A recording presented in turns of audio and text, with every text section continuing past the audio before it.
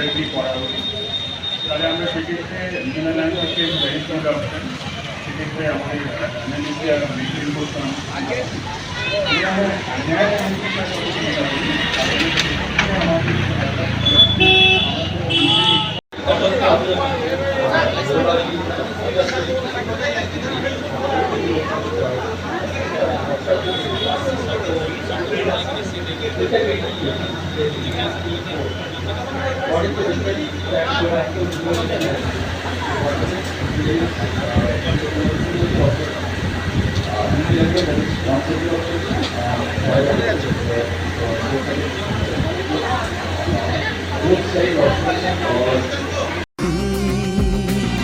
দেশে বিদেশে নির্ভীকতায় সাহসে একটাই নাম প্রকাশে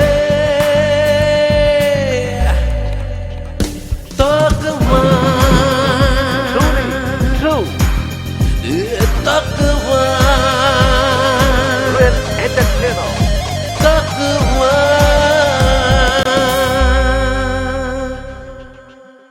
জানুন, জানাতে থাকুন।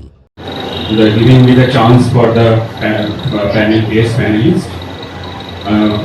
Regarding the question, যেটা প্রথমেই বলার সেটা হচ্ছে যে অলরেডি এটা অনেকটা ডিসকাশন হয়ে গেছে সিকেডি স্টেজিং।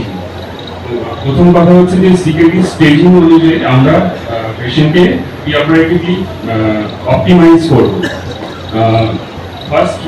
ফার্স্ট যেটা দেখা সেটা হচ্ছে যে তার কোনো কোমরবিডিটিস অপটিমাইজ করা আছে না। সাপোজ ডায়াবেটিস রেঞ্জের মধ্যে আছে কিনা, হাইপার টেনশন থাকলে তার management.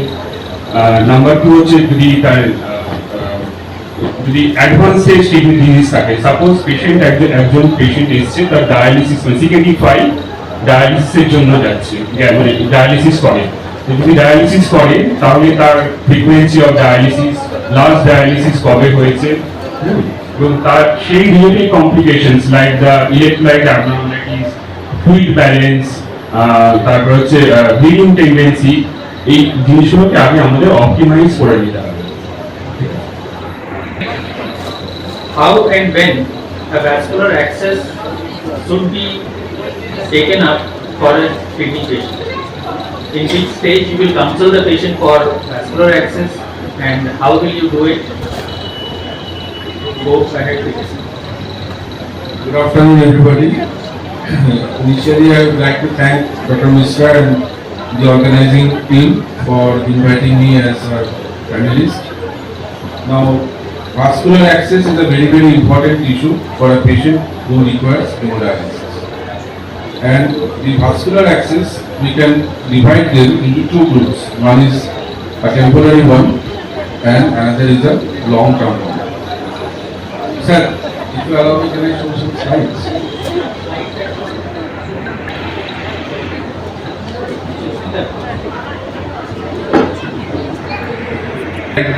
The vascular access into two groups. One is the temporary access, which is conventionally done by the hemodialysis cannula, and another is the pump that is also there, which is a tunnel cuff hemodialysis catheter, which can stay for a little longer time, maybe for 3 to 6 months, maybe even more, if the patient can maintain it well. And then comes the long-term access for hemodialysis, and there can be arteriovenous fistula or there can be arteriovenous grafts. Now regarding timing, that Balachair sir has asked me, patient of CKD stage 4 or 5, whenever a patient goes into CKD stage 4, maybe even 3, the advice must be given that the forearm veins, particularly in the non-dominant hand, that is mostly the left hand, should be preserved or protected, because that can be the site for creation of AV fistula, arteriovenous fistula in future.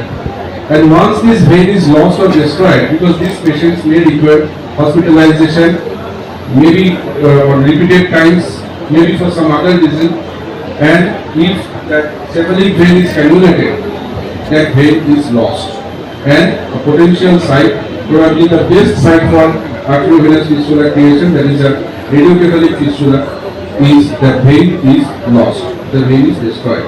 So that advice is very, very important. Particularly, the patient might not have gone to a nephrologist by that time. The primary care physician or the physician, whoever is attending the patient, or the nursing staff, or whoever is handling the patient, there should be a sticker fixed on the left hand or the non-dominant hand that there should be no pain. The vein should be protected. And when a patient dialysis is anticipated, the dialysis may be initiated in next 6 months, means next 6 to 7 months, then AV fistula should be created beforehand. Because once the surgery is performed, it takes about 6 to 12 weeks to get mature. So the arteriovenous fistula should be done well in advance. And in patients where the vein is lost, where the vein is damaged, then those patients may require an arteriovenous graft. For a graft, the maturation time is less, so that may be done 3 months in advance. It is estimated that when the eGFR value is less than 15 to 20 ml per minute per 1.73 meters per body surface area, at that stage, an arteriovenous fistula should be advised. You are operating on a kidney of a normal patient. What steps can you take to save his kidney, his or her kidney, so that he may not proceed to become a kidney patient, second patient? More specifically, I can ask you what nephron sparing surgeries you can do for say renal tumor. Yes. What is The modern studies that we do now, they are all aimed towards the maximum সংশ্লেষের পিছন থেকে দেখতে পাচ্ছেন আপনারা। It's a recurring disease, it can occur repeatedly. So repeated incisions over kidney cannot be given, and we have to strictly follow up this patient. And regarding tumor disease, we can do this partial nephrectomy. So this, like it is like removing the seed from food. Nucleate or nuclear resection of the tumor part only, leaving the rest of the kidney in situ. So the patient just gets only the tumor removed, and this patient needs limited follow-up, but they can do well on these things. So with newer things, newer surgeries and these surgical modalities, we can effectively protect most of the kidneys, and they certainly it is follow-up, but they certainly do well.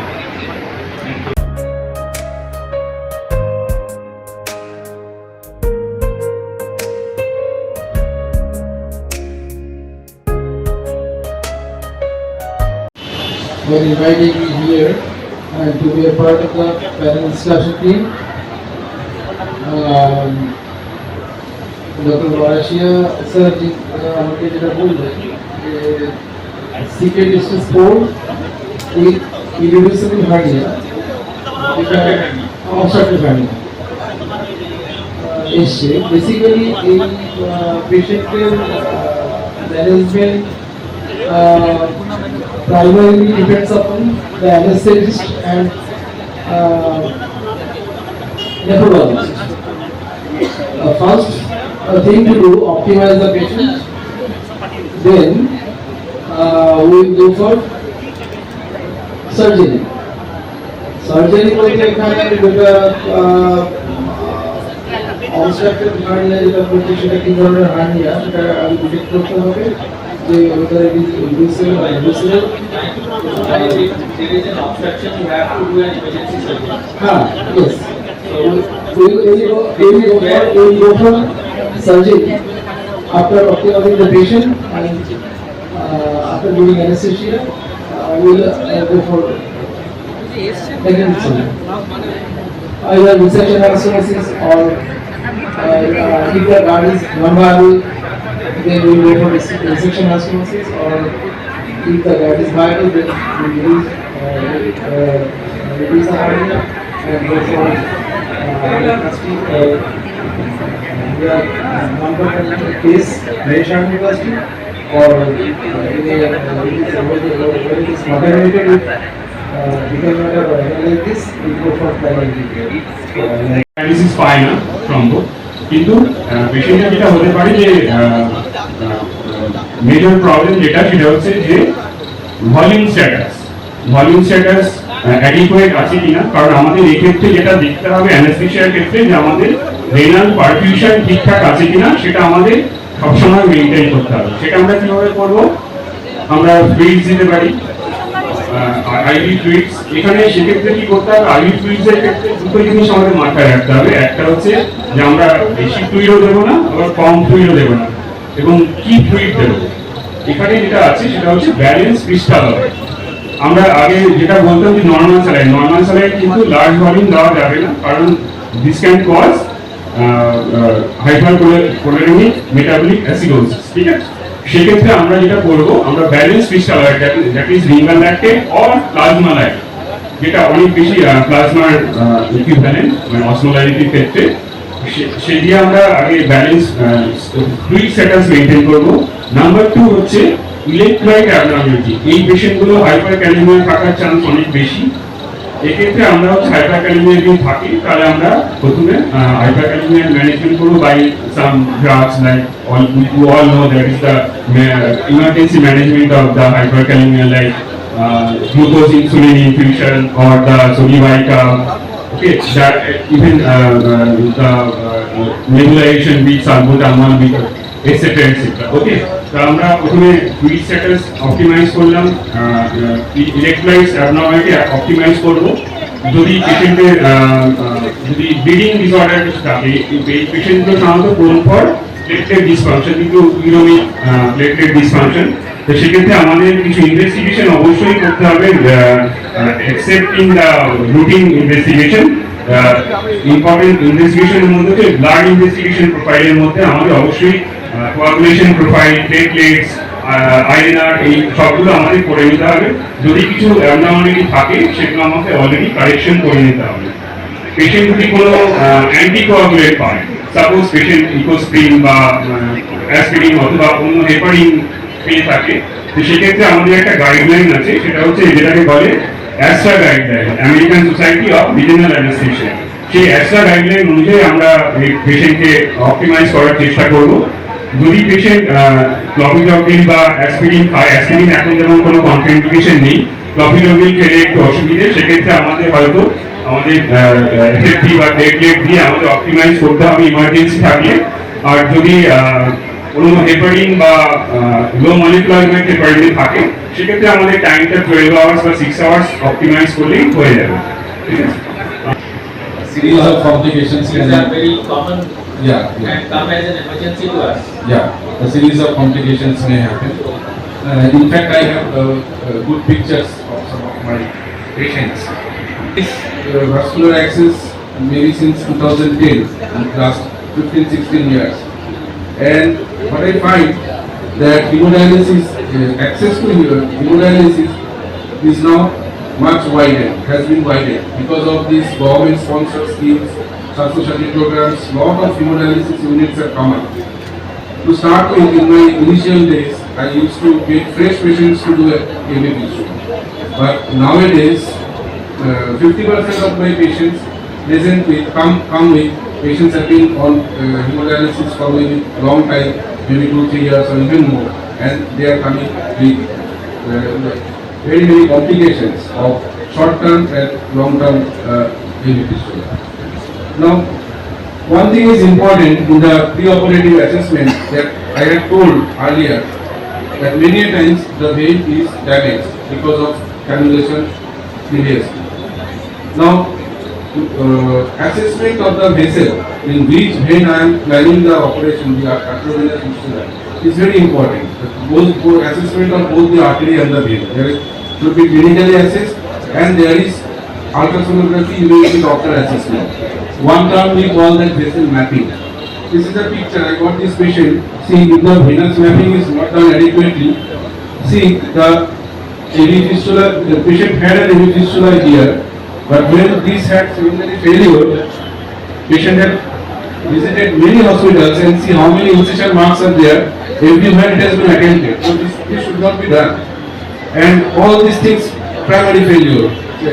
Incision was made and the vein was found not adequate or artery not adequate.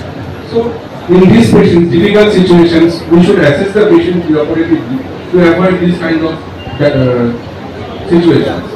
Now, as I said, that the retrocephalic fistula remains our first choice.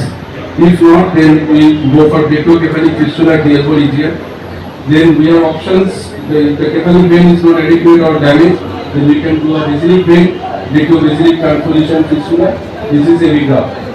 Regarding complications, this is the list of complications that can happen. Hemorrhage is a common complication, particularly hemorrhage can occur early after the operation or maybe late. Causes of early hemorrhage is anastomotic bleed or faulty hemostasis or venous coagulopathy. This is very common, primary failure. The literature says about 1/3 of the fistula which are surgically created, they do not mature. They lead to primary failure. These are the causes. Primary failure we call is the fistula failed within 30 days. And the reasons are mainly surgical, faulty technique, faulty anastomotic technique, twisted or angulate, too much of angulations. Another important thing is if there is hypotension or low cardiac output state in the post-operative period. Another thing is late thrombosis, that late failures, maybe after 2 years, after 3 years. The cause is, if after sonography is done, it is usually seen that 3 to 5 centimeter proximal to the fistula, the vein gets narrow. Now this happens because of smooth muscle hyperplasia. We know that there is a turbulence of the blood flow and the high velocity arterial blood flow hits the venous wall and there is smooth muscle hyperplasia over time and patient may develop stenosis of the proximal draining vein. This is another serious complication, something emergency, that is a pseudoaneurysm. With the causes are mostly infective and this must be taken down immediately. The fistula has to be closed. The pseudoaneurysm has to be managed. This is thing that is Steele syndrome or distal ischemia of the fingers. The radial artery blood is shunted to the cephalic vein and it goes back. So the thumb, index finger and this radial side of the middle finger, they are prone to undergo ischemic damage because of Steele syndrome. Another thing is aneurysmal dilatation of the vein. Over a long time, the vein may become aneurysmally dilated. Many times they may require the vein has to be taken down, the fistula has to be closed out if the patient develops necrosis of the skin of the punctured areas and which may lead to bleeding. Another thing is venous hypertension and limb edema, particularly if there is central vein obstruction. You can see that a fistula was there in this hand entire limb is swollen and here there are venous prominences over the chest wall. So this patient had earlier a temporary cannula was placed in the left internal jugular vein, developed a central vein obstruction, so the patients may develop limb edema. ঢালাই হোক বা ভিত, এই সিমেন্টেরই হবে জিত। শহর থেকে গ্রাম নির্মাণে একটাই নাম, রাশমি সিমেন্ট। এবার নির্মাণ হবে সুপারহিট। সবাইকে ধন্যবাদ আর স্বাগত জানাই এই আমাদের 19তম স্বাস্থ্য মেলা। এই স্বাস্থ্য মেলা আমরা শুরু করি 2007 সাল থেকে। এর প্রাথমিক উদ্দেশ্য হলো যে আমরা যে সারা বিশ্ব জুড়ে কিডনি রোগ, যেটা একটা ভয়াবহ আকার নিয়েছে, তার প্রতিরোধ কি করে করা যায়। কারণ এই চিকিৎসা যা ব্যয়বাহুল্য সেটা বহন করা সবার পক্ষে সম্ভব নয়। এটার সঙ্গে যদি লড়তে হয় তাহলে একে একদম প্রাথমিক অবস্থায় ধরতে হবে। আর যদি আমরা প্রাথমিক অবস্থায় ধরতে পারি তাহলে আইদার এটাকে আমরা রোগটাকে আরো যাতে বৃদ্ধি না পায় তাতে আমরা প্রিভেন্ট করতে পারি, বা যদি ধরুন রোগ হয়েও গেছে তাহলে সেটাকে আমরা একটা স্টেজে তার প্রোগ্রেশনটাকে স্লো করে দিতে পারি। কেননা আমাদের উদ্দেশ্য হলো যেন কোনো পেশেন্টকে ফাইনাল স্টেজ, যেটাকে এন্ড স্টেজ কিডনি ফেলিয়ার, সেই দিকে যেন না যেতে হয়। কেননা একটা পেশেন্ট যদি এন্ড স্টেজ কিডনি ফেলিয়ারে যায় তাহলে অন অ্যান অ্যাভারেজ 50,000 টাকা per month direct and indirect cost উনি বহন করতে হয়। আর এটা হলো দিনের পর দিন, মাসের পর মাস, বছরের পর বছর, যতদিন বেঁচে থাকবে খরচ হবে। যদিও অনেকেই বলেন যে না আমাদের ইন্স্যুরেন্স আছে, আমাদের গভর্নমেন্ট এখন স্বাস্থ্যসাথী হয়ে গেছিল, এখন আবার নতুন আসছে, কিন্তু প্রবলেম হলো একটা ক্রনিক রোগ যেটা বারবার হচ্ছে, সেটা যত ইন্স্যুরেন্স থাকুক সবসময় এটা কম। আমি জাস্ট একটা সিম্পল এক্সাম্পল দিচ্ছি যে 5 লাখ টাকার আপনার হলো ধরুন একটা পলিসি, আপনার ফ্যামিলিতে 5 জন আছেন, একজন ডায়াবেটিস, একজন কিডনি প্রবলেম, কারোর হার্টের প্রবলেম আছে, যার কিডনি প্রবলেম ডায়ালিসিস লাগছে, ওই 5 লাখ টাকা তার জন্য রেখে দিতে হবে। এবারে তাকে যদি হসপিটালাইজ করতে হয়, কেননা কিডনি পেশেন্ট যদি হয় তার হার্টের প্রবলেম হবে, তার কিডনি জনিত প্রবলেম হবে, হার্ট ফেলিয়ার হতে পারে, বারবার ইনফেকশন হতে পারে, যদি ভর্তি হতে পারে, সেই টাকাটা কোথা থেকে আসবে? ও তো ইন্স্যুরেন্স তখন দেবে না, তখন পকেট থেকে খরচ করতে হবে। আর একজন ফ্যামিলি মেম্বারের যদি হলো, তাহলে কোথা থেকে আসবে? তাহলে কি হয়, ম্যাক্সিমাম এখন কিডনি রোগ বা ক্রনিক রোগ যদি কারো হয়, তাহলে এটা পভার্টির একটা কারণ। মানে আপনি দেখবেন যার ফ্যামিলিতেই থাকুক, যত টাকাওয়ালাই থাকুক না কেন, আলটিমেটলি তারা নিঃস্ব হয়ে যায়। কেননা এখনকার মডার্ন যত আমাদের ট্রিটমেন্ট পদ্ধতিটা ইমপ্রুভ করছে, আমরা বেশি দিন অবধি বাঁচিয়ে রাখতে পারছি উইথ ট্রিটমেন্ট।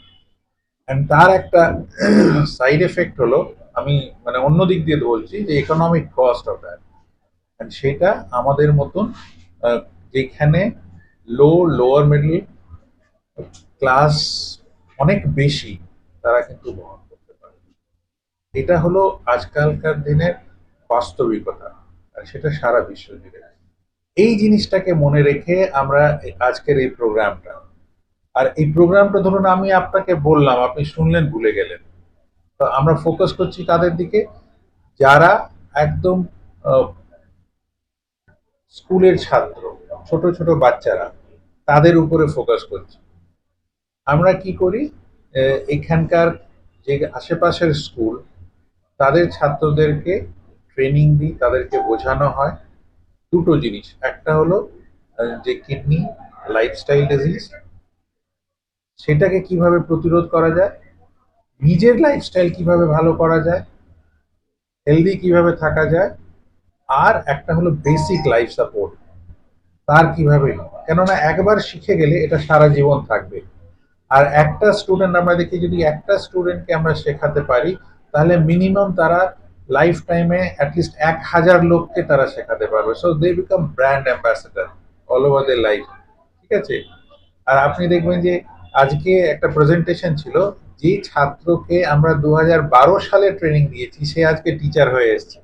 এখানে সেম স্কুলে টিচার হয়েছে, সে টিচার হয়ে এসেছে। এবারে একটা মানে ওই যা শিখেছিল সেটা আজকে কিন্তু সে রিকালেক্ট করছে, সেটা বলছে। এটাই হলো আমাদের মানে সব থেকে বড় পাওনা, যে দ্যাটস হোয়াট উই ডিড। আর এটা যদি সমাজের মধ্যে ছড়িয়ে পড়ে, তাহলে কিন্তু আমরা যে আর্লি ডিটেকশনের পার্টটা, সেটা কিন্তু সহজ হয়ে যাবে। কেননা সব জায়গায় আপনি হেলথ ক্যাম্প করে পারবেন না, বিকজ প্রত্যেকটা হেলথ ক্যাম্প একটা কস্ট আছে। প্লাস লোকেদের মধ্যে একটা অনীহা, যে আমি হেলথ ক্যাম্পে কেন যাবো, অত সময় নষ্ট করবো কেন, যেটা আমরা মানে ওভার দ্য ইয়ার্স ফেস করেছি। যে কত মানে 20 বছর ধরে হেলথ ক্যাম্প করে লোকেদের মধ্যে হেলথ ক্যাম্প সম্বন্ধে যে ধারণা, সেটা আস্তে আস্তে চেঞ্জ হতে থাকে। ঠিক আছে? তো সেই জন্যে এবারে কালেকটিভলি আমাদেরকে কাজ করতে হবে, প্রত্যেকের মানুষের মধ্যে ঢুকতে হবে যে এটা ইম্পর্টেন্ট। অ্যান্ড আমরা নিজেদের যেরকম প্রত্যেক বছর আমাদের বার্থডে সেলিব্রেট করি, একটা গিফট দিই, আমরা নিজেদেরকে একটা গিফট দেবো, যেন বছরে একবার নিজের শারীরিক পরীক্ষা করে নিই। যে জাস্ট সিম্পল টেস্ট, কয়েকটা টেস্ট করলে তাহলে কিডনি, ডায়াবেটিস, ব্লাড প্রেশার এটা আছে কিনা সেটা ধরলে, যদি আমরা ধরতে পারি, তাহলে কিন্তু ওটাকে আটকাতে পারবো। কন্ট্রোল করলেই আমাদের কিডনি রোগের প্রোগ্রেশনটা আটকে, সেটা হলো সব থেকে ইম্পর্টেন্ট। আর এইটাই আজকের দিনের এই অনুষ্ঠানের মেন উদ্দেশ্য আর মাধ্যম। তো এখানে ডিএম হসপিটালে শুধুমাত্র কিডনি জনিতই যে কোনো চিকিৎসা সেটা হবে? না, এটা কিডনি জনিত না। আবার একটা জিনিস বলি যে কিডনি রোগ হলে শুধু কিডনিতে থাকে না, কিডনি রোগ হলে শরীরের প্রত্যেকটা সিস্টেম এফেক্ট হয়। আমি জাস্ট একটা এক্সাম্পল দিই, ধরুন আপনার বাড়িতে যদি ড্রেনেজ পাইপ ব্লক হয়ে যায়, রান্নাঘরে ড্রেনেজ পাইপ ব্লক হয়ে গেল, আপনি ব্লকটা খুললেন না, সে নোংরা জল কোথায় আসবে? আপনার রান্নাঘরে ঢুকবে। এবারে সেই জলটা আপনি ক্লিয়ার করতে পারছেন না, আস্তে আস্তে আপনার কিন্তু সব কটা আপনার ডাইনিং রুমে চলে থাকলো, তারপর আপনার সিটিং রুমে চলে এলো, সব সেইভাবে আপনার কিন্তু যদি কিডনি এফেক্টেড হয়, কিডনির কাজটা কি? শরীর থেকে যে বর্জ্য পদার্থ, ওয়েস্ট প্রোডাক্ট, সেইগুলোকে বের করা। যদি ওয়েস্ট প্রোডাক্ট না বেরোতে পারে তাহলে কি হবে? সেটা রক্তের মধ্যে আটকে থাকবে। এবারে যেখানে যেখানে রক্ত যাবে সেইখানে কিন্তু সেটাকে এফেক্ট করবে, প্রত্যেকটা সিস্টেমের ফাংশন এফেক্ট করে। এটাই হলো সব থেকে ইম্পর্টেন্ট। তাই জন্যে যখন আমরা কোনো কিডনি রোগের ট্রিটমেন্টের ফেসিলিটি স্টার্ট করি বা ডেভেলপ করি, এটা কিন্তু প্রত্যেকটা সিস্টেমের আমার ট্রিটমেন্ট ফেসিলিটি স্টার্ট করতে হবে। আমাদের এখানে ভালো সার্জিক্যাল ফেসিলিটি থাকতে হবে, মেডিকেল ফেসিলিটি থাকতে হবে, কার্ডিয়াক ফেসিলিটি থাকতে হবে। তার মানে নয় যে সুপার স্পেশালিটি, বাট এমার্জেন্সি তো সবকিছু যাতে আমরা ট্রিট করতে পারি।